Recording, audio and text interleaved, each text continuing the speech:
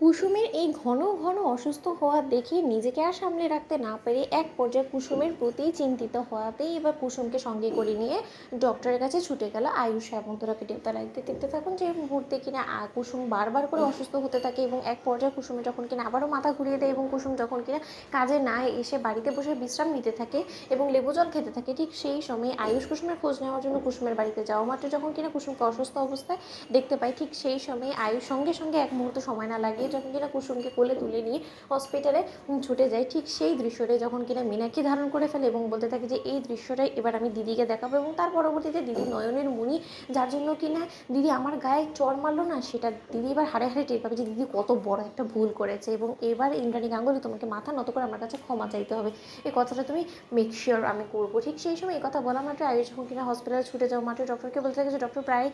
প্রতিনিয়তই ও একটু পরপর অজ্ঞান হয়ে পড়ছে, ওর বমি পাচ্ছে, গা গোলাচ্ছে, ওর মাথা ঘোরাচ্ছে, এই সমস্ত কিছু কেন হচ্ছে? ও শারীরিকভাবে এতটা দুর্বল কোনোদিনও ছিল না যতটা দুর্বল ও দিনকে দিন এখন হয়ে আসছে এবং ওর বড্ড বেশি ঘুম পায়, এরকমটা কেন হচ্ছে ডক্টর? আপনি প্লিজ একটু দেখুন না। ঠিক সেই সময় এই কথা বলা মানে ডক্টর যখন কিনা কোনো রকম কোনো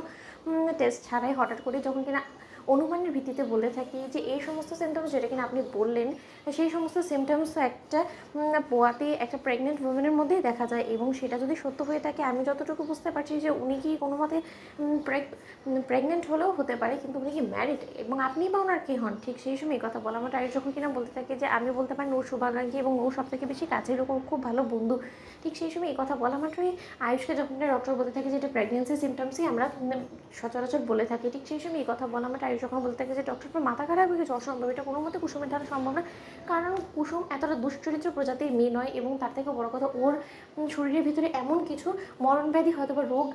বাসা বেঁধেছে যার কারণে কিনা কুসুমকে বারবার করে এই রোগগুলো দুর্বল করে দিচ্ছে। কিন্তু তার সাথে আপনি এক্ষুনি যেটা বলেন সেটা আমার মনে হচ্ছে যে আপনার নিহাতে একটা মুখস্থ কথা ছাড়া কোনো কিছুই হতে পারে না। ঠিক সেই সময় ডক্টর বলতে চাইছে দেখুন এখনই আমি সমস্ত কিছু কনফার্ম করে বলতে পারছি না, তাই আমি আপনাকে কিছু টেস্ট লিখে দিচ্ছি, সেই টেস্টগুলো কুসুম সরকারের আপনি করান, তার পরবর্তীতে টেস্টের রিপোর্ট আসলে পরে আমি বাদবাকিটা আপনাকে বলতে পারবো।